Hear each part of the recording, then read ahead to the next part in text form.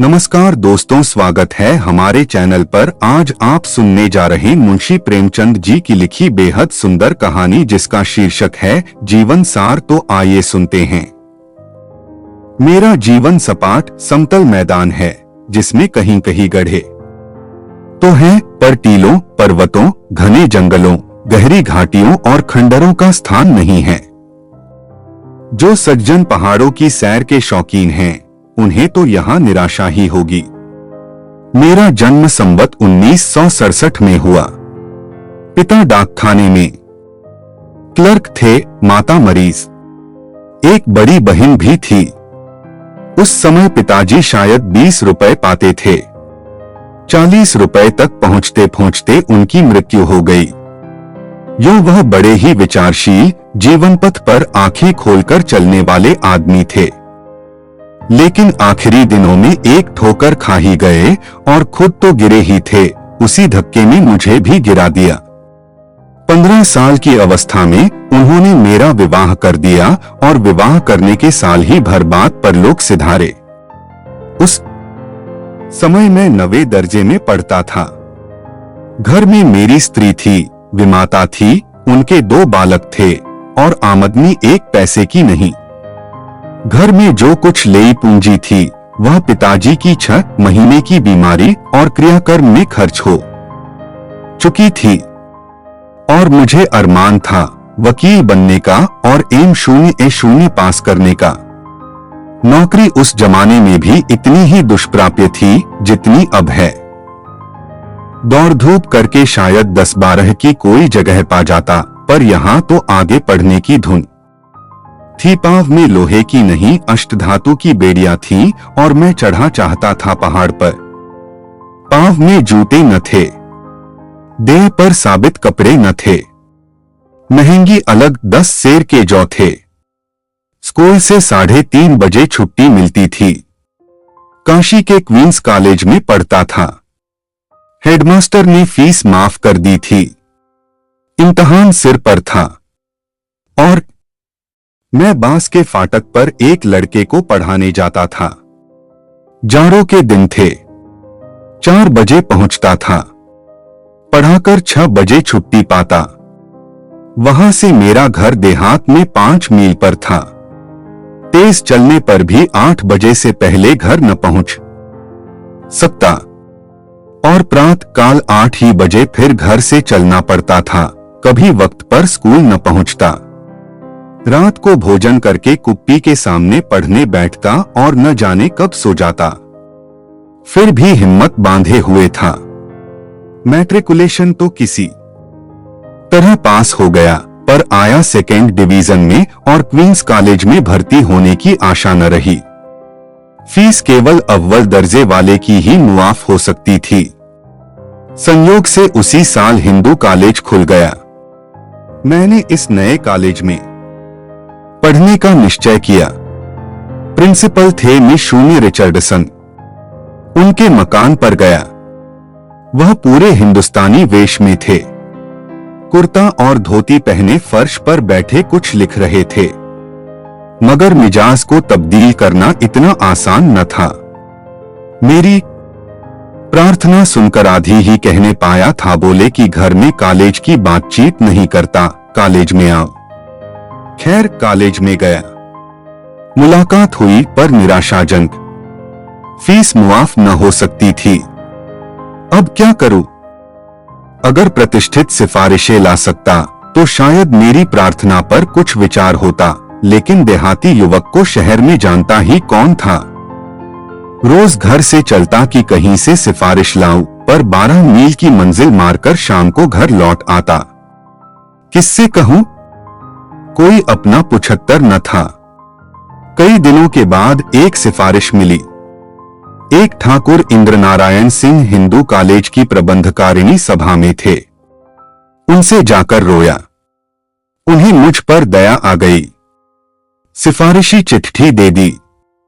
उस समय मेरे आनंद की सीमा न रही। खुश होता हुआ घर आया। दूसरे दिन प्रिंसिपल से मिलने का इरादा था, लेकिन घर पहुंचते ही मुझे ज्वर आ गया और 2 सप्ताह से पहले न हिला। नीम का काढ़ा पीते पीते नाक में दम आ गया।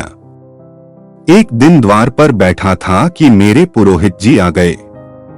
मेरी दशा देखकर समाचार पूछा और तुरंत खेतों में जाकर एक जड़ खोद लाए और उसे धोकर 7 दाने काली मिर्च के साथ पिसवाकर मुझे पिला दिया। उसने जादू सा असर किया। ज्वर चढ़े में घंटे ही भर की देर थी। इस औषध ने मानो जाकर उसका गला ही दबा दिया। मैंने पंडित जी से बार बार उस जड़ी का नाम पूछा पर उन्होंने न बताया। कहा नाम बता देने से उसका असर जाता रहेगा। 1 महीने बाद मैं फिर में शून्य रिचर्डसन से मिला और सिफारिशी चिट्ठी दिखाई।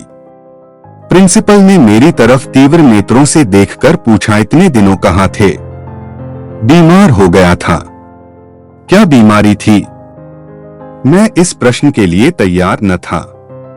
अगर ज्वर बताता हूं तो शायद साहब मुझे झूठा समझें। ज्वर मेरी समझ में हल्की सी चीज थी जिसके लिए इतनी लंबी गैरहाजिरी अनावश्यक थी। कोई ऐसी बीमारी बतानी चाहिए जो अपनी कष्टसाध्यता के कारण दया को भी उभारे। उस वक्त मुझे और किसी बीमारी का नाम याद न आया। ठाकुर इंद्रनारायण सिंह से जब मैं सिफारिश के लिए मिला था तो उन्होंने अपने दिल की धड़कन की बीमारी की चर्चा की थी। वह शब्द मुझे याद आ गया। मैंने कहा, पैल्पिटेशन ऑफ हार्ट सर। साहब ने विस्मित होकर मेरी ओर देखा और कहा, तुम बिल्कुल अच्छे हो। जी हाँ। अच्छा, प्रवेश पत्र भर कर लाओ। मैंने समझा बेड़ा पार हुआ। फॉर्म लिया, खाना पूरी की और पेश कर दिया। साहब उस समय कोई क्लास ले रहे थे। 3 बजे मुझे फॉर्म वापस मिला। उस पर लिखा था, इसकी योग्यता की जांच की जाए। यह नई समस्या उपस्थित हुई। मेरा दिल बैठ गया। अंग्रेजी के सिवा और किसी विषय में पास होने की मुझे आशा न थी और बीजगणित और रेखागणित से तो रूह कांपती थी। जो कुछ याद था वह भी भूल भाल गया था, लेकिन दूसरा उपाय ही क्या था? भाग्य का भरोसा करके क्लास में गया और अपना फॉर्म दिखाया। प्रोफेसर साहब बंगाली थे, अंग्रेजी पढ़ा रहे थे। वाशिंगटन इरविंग का रिपिवान विंकिल था। मैं पीछे की कतार में जाकर बैठ गया और 2 ही 4 मिनट में मुझे ज्ञात हो गया कि प्रोफेसर साहब अपने विषय के ज्ञाता हैं। घंटा समाप्त होने पर उन्होंने आज के पाठ पर मुझसे कई प्रश्न किए और फॉर्म पर संतोषजनक लिख दिया। दूसरा घंटा बीजगणित का था। इसके प्रोफेसर भी बंगाली थे। मैंने अपना फॉर्म दिखाया। नई संस्थाओं मंस प्राय वही छात्र आते हैं जिन्हें कहीं जगह नहीं मिलती। यहां भी यही हाल था। क्लासों में अयोग्य छात्र भरे हुए थे। पहले रेले में जो आया वह भर्ती हो गया। भूख में साग पात सभी रुचिकर होता है। अब पेट भर गया था। छात्र चुन चुन कर लिए जाते थे। इन प्रोफेसर साहब ने गणित में मेरी परीक्षा ली और मैं फेल हो गया। फॉर्म पर गणित के खाने में असंतोषजनक लिख दिया। मैं इतना हताश हुआ कि फॉर्म लेकर फिर प्रिंसिपल के पास न गया। सीधा घर चला आया। गणित मेरे लिए गौरीशंकर की चोटी थी। कभी उस पर न चढ़ सका। इंटरमीडिएट में 2 बार गणित में फेल हुआ और निराश होकर इम्तिहान देना छोड़ दिया। 10-12 साल के बाद जब गणित की परीक्षा में अख्तियारी हो गई तब मैंने दूसरे विषय लेकर उसे आसानी से पास कर लिया। उस समय तक यूनिवर्सिटी के इस नियम ने कितने युवकों की आकांक्षाओं का खून किया, कौन कह सकता है। खैर, मैं निराश होकर घर तो लौट आया, लेकिन पढ़ने की लालसा अभी तक बनी हुई थी। घर बैठकर क्या करता? किसी तरह गणित को सुधारूं और कॉलेज में भर्ती हो जाऊं, यही धुन थी। इसके लिए शहर में रहना जरूरी था। संयोग से एक वकील साहब के लड़कों को पढ़ाने का काम मिल गया। 5 रुपए वेतन ठहरा। मैंने 2 रुपए में अपना गुजर करके 3 रुपए घर पर देने का निश्चय किया। वकील साहब के अस्तबल के ऊपर एक छोटी सी कच्ची कोठरी थी, उसी में रहने की आज्ञा ले ली। एक टाट का टुकड़ा बिछा दिया। बाजार से एक छोटा सा लैंप लाया और शहर में रहने लगा। घर से कुछ बर्तन भी लाया। एक वक्त खिचड़ी पका लेता और बर्तन धोमांज कर लाइब्रेरी चला जाता। गणित तो बहाना था, उपन्यास आदि पढ़ा करता। पंडित रतननाथ दर का फसाना आजाद उन्हीं दिनों पढ़ा। चंद्रकांता संतति भी पढ़ी। बंकिम बाबू के उर्दू अनुवाद जितने पुस्तकालय में मिले सब पढ़ डाले। जिन वकील साहब के लड़कों को पढ़ाता था उनके साले मेरे साथ मैट्रिकुलेशन में पढ़ते थे। उन्हीं की सिफारिश से मुझे यह पद मिला था। उनसे दोस्ती थी, इसलिए जब जरूरत होती पैसे उधार ले लिया करता था। वेतन मिलने पर हिसाब हो जाता था। कभी 2 रुपए हाथ आते, कभी 3। जिस दिन वेतन के 2-3 रुपए मिलते मेरा संयम हाथ से निकल जाता। प्यासी तृष्णा हलवाई की दुकान की ओर खींच ले जाती। 2-3 आने पैसे खाकर ही उठता। उसी दिन घर जाता और 2-2.5 रुपए दे आता। दूसरे दिन से फिर उधार लेना शुरू कर देता, लेकिन कभी कभी उधार मांगने में भी संकोच होता और दिन का दिन निराहार व्रत रखना पड़ जाता। इस तरह 4-5 महीने बीते। इस बीच एक बजाज से 2-2.5 रुपए के कपड़े लिए थे। रोज उधर से निकलता था। उसे मुझ पर विश्वास हो गया था। जब 1-2 महीने निकल गए और मैं रुपए न चुका सका तो मैंने उधर से निकलना ही छोड़ दिया। चक्कर देकर निकल जाता। 3 साल के बाद उसके रुपए अदा कर सका। उसी जमाने में शहर का एक बेलदार मुझसे हिंदी पढ़ने आया करता था। वकील साहब के पिछवाड़े उसका मकान था। जान लो भैया उसका सखुन तकिया था। हम लोग उसे जान लो भैया ही कहा करते थे। एक बार मैंने उससे भी 8 आने पैसे उधार लिए थे। वह पैसे उसने मुझसे मेरे घर गांव में जाकर 5 साल बाद वसूल किए। मेरी अब भी पढ़ने की इच्छा थी, लेकिन दिन दिन निराश होता जाता था। जी चाहता था कहीं नौकरी कर लूं, पर नौकरी कैसे मिलती है और कहां मिलती है यह न जानता था। जाड़ों के दिन थे, पास एक कौड़ी न थी। 2 दिन एक पैसे का चबेना खाकर काटे थे। मेरे महाजन ने उधार देने से इनकार कर दिया था या संकोचवश मैं उससे मांग न सका था। चिराग जल चुके थे। मैं एक बुकसेलर की दुकान पर एक किताब बेचने गया था। चक्रवर्ती गणित की कुंजी थी। 2 साल हुए खरीदी थी। अब तक उसे बड़े जतन से रखे हुए था, पर आज चारों ओर से निराश होकर मैंने उसे बेचने का निश्चय किया। किताब 2 रुपए की थी, लेकिन एक पर सौदा ठीक हुआ।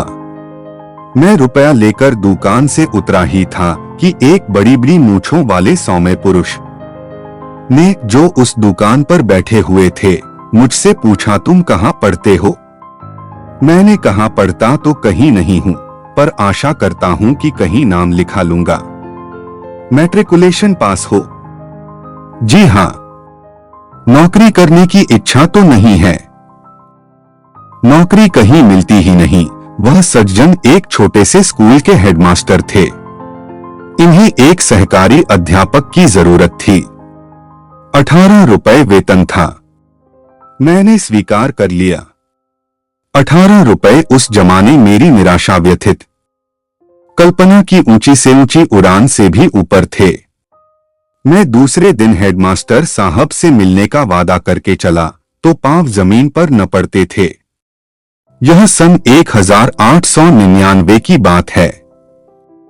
परिस्थितियों का सामना करने को तैयार था और गणित में अटक न जाता तो अवश्य आगे जाता, पर सबसे कठिन परिस्थिति यूनिवर्सिटी की मनोविज्ञान शून्यता थी, जो उस समय और उसके कई साल बाद तक उस डाकू का सा व्यवहार करती थी, जो छोटे बड़े सभी को एक ही खाट पर सुलाता है।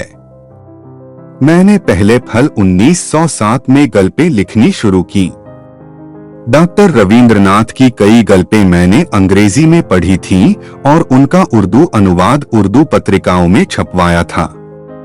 उपन्यास तो मैंने 1901 ही से लिखना शुरू किया।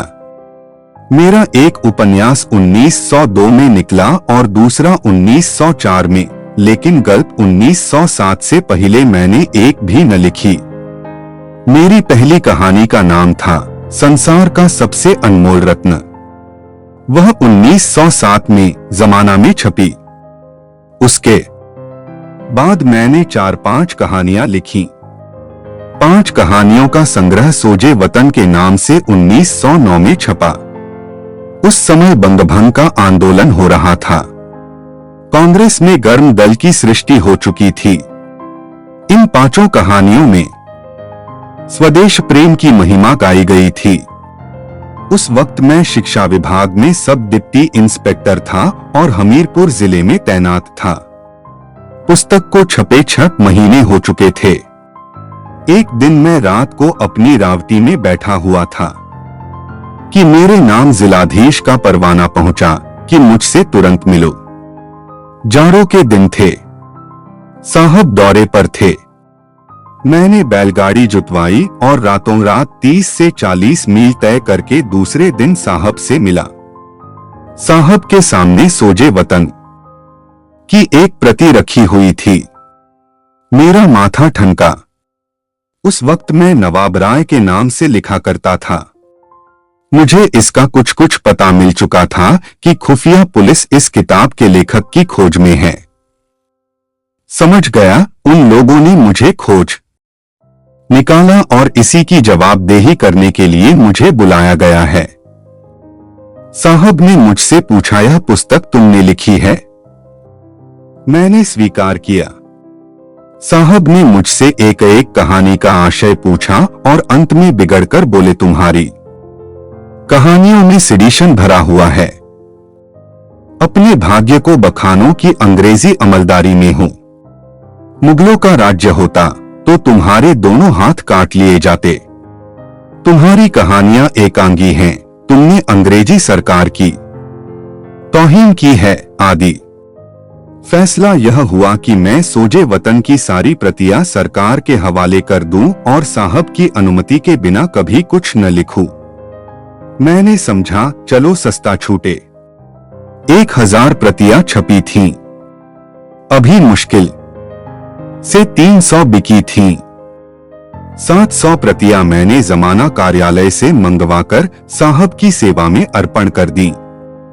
मैंने समझा था बला टल गई, किंतु अधिकारियों को इतनी आसानी से संतोष न हो सका। मुझे बाद को मालूम हुआ कि साहब ने इस विषय में जिले के अन्य कर्मचारियों से परामर्श किया। सुपरिंटेंडेंट पुलिस, 2 डिप्टी कलेक्टर और डिप्टी इंस्पेक्टर जिनका मैं मातहत था, मेरी तकदीर का फैसला करने बैठे। एक डिप्टी कलेक्टर साहब ने गल्पों से उद्धरण निकालकर सिद्ध किया कि इनमें आदि से अंत तक सिडिशन के सिवा और कुछ नहीं है, और सिडिशन भी साधारण नहीं बल्कि संक्रामक। पुलिस के देवता ने कहा, ऐसे खतरनाक आदमी को जरूर सख्त सजा देनी चाहिए। डिप्टी इंस्पेक्टर साहब मुझसे बहुत स्नेह करते थे। इस भय से कि कहीं मामला तूल न पकड़ ले, उन्होंने यह प्रस्ताव किया कि वह मित्रभाव से मेरे राजनीतिक विचारों की थाह लें और उस कमेटी में रिपोर्ट पेश करें। उनका विचार था कि मुझे समझा दें और रिपोर्ट में लिख दें कि लेखक केवल क्लम का उग्र है और राजनैतिक आंदोलन से उसका कोई संबंध नहीं है। कमेटी ने उनके प्रस्ताव को स्वीकार किया। हालांकि पुलिस के देवता उस वक्त भी पैंतरे बदलते रहे। सहसा कलेक्टर साहब ने डिप्टी इंस्पेक्टर से पूछा, आपको आशा है कि वह आपसे अपने दिल की बातें कह देगा? आप मित्र बनकर उसका भेद लेना चाहते हैं? यह तो मुखबिरी है। मैं इसे कमीनापन समझता हूँ। डिप्टी साहब अप्रतिभ होकर हकलाते हुए बोले, मैं तो हुजूर के हुक्म। साहब ने बात काटी ही, यह मेरा हुक्म नहीं है। मैं ऐसा हुक्म नहीं देना चाहता। अगर पुस्तक के लेखक का सेडिशन साबित हो सके तो खुली अदालत में मुकदमा चलाइए, नहीं धमकी देकर छोड़ दीजिए। मुंह में राम बगल में छुरी मुझे पसंद नहीं। जब यह वृत्तांत डिप्टी इंस्पेक्टर साहब ने कई दिन पीछे खुद मुझसे कहा तो मैंने पूछा, क्या आप सचमुच मेरी मुखबिरी करते? वह हंसकर बोले, संभव, कोई लाख रुपए भी देता तो न करता। मैं तो केवल अदालती कार्रवाई रोकना चाहता था और वह रुक गई। मुकदमा अदालत में आता तो सजा हो जाना यकीनी था। यहाँ आपकी पैरवी करने वाला भी कोई न मिलता, मगर साहब हैं शरीफ आदमी। मैंने स्वीकार किया, बहुत ही शरीफ। मैं हमीरपुर ही में था कि मुझे पेचिश की शिकायत पैदा हो गई। गर्मी के दिनों में देहातों में कोई हरी तरकारी मिलती न थी। एक बार कई दिन तक लगातार सूखी घुइयां खानी पड़ी। यो मैं घुइयों को बिच्छू समझता हूँ और तब भी समझता था, लेकिन न जाने क्यों कर यह धारणा मन में हो गई कि अजवाइन से घुइया का बादीपन जाता रहता है। खूब अजवाइन खा लिया करता। 10-12 दिन तक किसी तरह का कष्ट न हुआ। मैंने समझा शायद बुंदेलखंड की पहाड़ी जलवायु ने मेरी दुर्बल पाचन शक्ति को तीव्र कर दिया, लेकिन एक दिन पेट में दर्द हुआ और सारे दिन मैं मछली की भांति तड़पता रहा। फंकियां लगाई मगर दर्द न कम हुआ। दूसरे दिन से पेचिश हो गई, मल के साथ आव आने लगा, लेकिन दर्द जाता रहा। 1 महीना बीत चुका था। मैं एक कस्बे में पहुंचा तो वहां के थानेदार साहब ने मुझसे थाने में ही ठहरने और भोजन करने का आग्रह किया। कई दिन से मूंग की दाल खाते और पथ्य करते करते ऊब उठा था। सोचा क्या हरज है, आज यहीं ठहरो, भोजन तो स्वादिष्ट मिलेगा। थाने में ही अड्डा जमा दिया। दारोगाजी ने जमीनकंद का सालन पकवाया, पकौड़िया, दही ब्रे, पुला। मैंने एहतियात से खाया। जमीनकंद तो मैंने केवल 2 फाके खाई, लेकिन खा पी कर जब थाने के सामने दारोगाजी के फूस के बंगले में लेटा तो 2-2.5 घंटे के बाद पेट में फिर दर्द होने लगा। सारी रात और अगले दिन भर कराहता रहा। सोडे की 2 बोतलें पीने के बाद क्या हुई तो जाकर चैन मिला। मुझे विश्वास हो गया यह जमीनकंद की कारस्तानी है। घुइया से पहले मेरी कुट्टी हो चुकी थी, अब जमीनकंद से भी बैर हो गया। तब से इन दोनों चीजों की सूरत देखकर मैं कांप जाता हूं। दर्द तो फिर जाता रहा, पर पेचिश ने अड्डा जमा दिया। पेट में 24 घंटे तनाव बना रहता, अफरा हुआ करता। संयम के साथ 4-5 मील टहलने जाता, व्यायाम करता, पथ्य से भोजन करता, कोई न कोई औषधि भी खाया करता, किंतु पेचिश टलने का नाम न लेती थी और देह भी घुलती जाती थी। कई बार कानपुर आकर दवा कराई, एक बार महीने भर प्रयाग में डॉक्टरी और आयुर्वेदिक औषधियों का सेवन किया, पर कोई फायदा नहीं। तब मैंने तबादला कराया। चाहता था रोहिलखंड पर पटका गया, बस्ती के जिले में, और हल्का वह मिला जो नेपाल की तराई है। सौभाग्य से वही मेरा परिचय स्व-0-0 मन्नन द्विवेदी गजपुरी से हुआ, जो डोमरियागंज में तहसीलदार थे। कभी कभी उनके साथ साहित्य चर्चा हो जाती थी, लेकिन यहां आकर पेचिश और बढ़ गई। तब मैंने 6 महीने की छुट्टी ली और लखनऊ के मेडिकल कॉलेज से निराश होकर काशी के एक हकीम से इलाज कराने लगा। 3-4 महीने बाद कुछ थोड़ा सा फायदा तो मालूम हुआ, पर बीमारी जड़ से न गई। जब फिर बस्ती में पहुंचा तो वही हालत हो गई। तब मैंने दौरे की नौकरी छोड़ दी और बस्ती हाई स्कूल में स्कूल मास्टर हो गया। फिर यहां से तब्दील होकर गोरखपुर पहुंचा। पेचिश पूर्ववत जारी रही। यहां मेरा परिचय महावीर प्रसाद जी पोद्दार से हुआ, जो साहित्य के मर्मज्ञ, राष्ट्र के सच्चे सेवक और बड़े ही उद्योगी पुरुष हैं। मैंने बस्ती से ही सरस्वती में कई गल्पें छपवाई थीं। पोद्दार जी की प्रेरणा से मैंने फिर उपन्यास लिखा और सेवा सदन की सृष्टि हुई।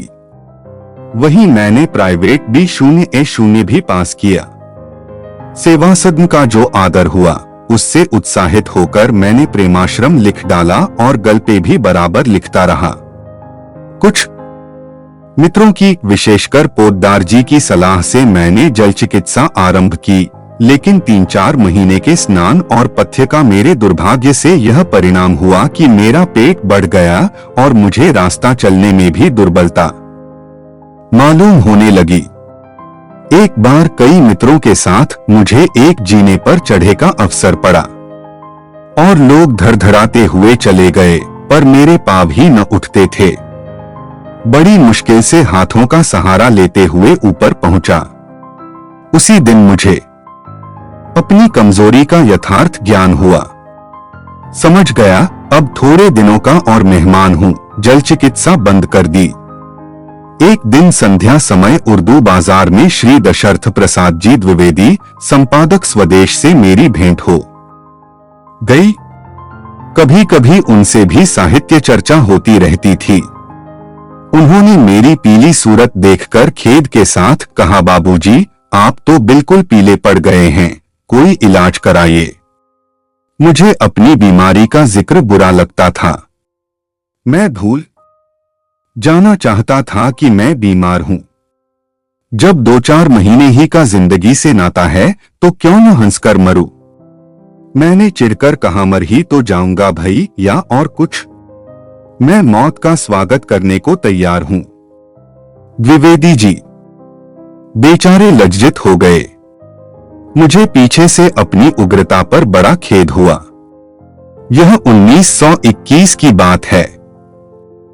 असहयोग आंदोलन जोरों पर था। जलियांवाला बाग का हत्याकांड हो चुका था। उन्हीं दिनों महात्मा गांधी ने गोरखपुर का दौरा किया। गांजी मियां के मैदान में ऊंचा प्लेटफार्म तैयार किया गया। 2 लाख से कम जमाव न था। क्या शहर, क्या देहात, श्रद्धालु जनता दौड़ी चली आती थी। ऐसा समारोह मैंने अपने जीवन में कभी न देखा था। महात्मा जी के दर्शनों का यह प्रताप था कि मुझ जैसा मरा हुआ आदमी भी चेत उठा। उसके 2 ही 4 दिन बाद मैंने अपनी 20 साल की नौकरी से इस्तीफा दे दिया। अब देहात में चलकर कुछ प्रचार करने की इच्छा हुई। पोद्दार जी का देहात में एक मकान था। हम और वह दोनों वहां चले गए और चरखे बनवाने लगे। वहां जाने के 1 ही सप्ताह बाद मेरी पेचिश कम होने लगी। यहां तक कि 1 महीने के अंदर मल के साथ आव आना बंद हो गया। फिर मैं काशी चला आया और अपने देहात में बैठकर कुछ प्रचार और कुछ साहित्य सेवा में जीवन को सार्थक करने लगा। गुलामी से मुक्त होते ही मैं 9 साल के जीर्ण रोग से मुक्त हो गया। इस अनुभव ने मुझे कट्टर भाग्यवादी बना दिया है।